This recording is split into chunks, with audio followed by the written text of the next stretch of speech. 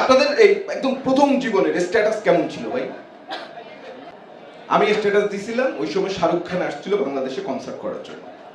আমার স্ট্যাটাস ছিল শাহরুখ খানের কনসার্টে যারা গেছে তারা সবাই পাগল।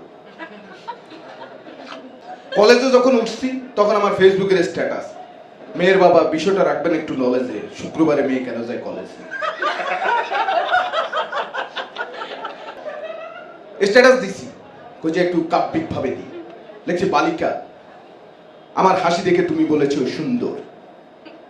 আমি বুঝি নাই যে তুমি আমার হাসিকে সুন্দর বলনি, মূলত তোমার হলুদ রং প্রিয়। একদিন মানে একদম পুরো মাথা মুথা খারাপ হয়ে গেছে। পরে মানুষ আমরা কি করি যখন মন খারাপ বেশি হয়, আমরা ফেসবুকে স্ট্যাটাস দিই। পরের দিন সকালে অফিসে যেয়ে আমি একটা স্ট্যাটাস দিছি যে বিশাল সমুদ্র দেখলে ডুবে যাওয়ার ভয় হয়, কাব্যিক আমার কাব্যিক,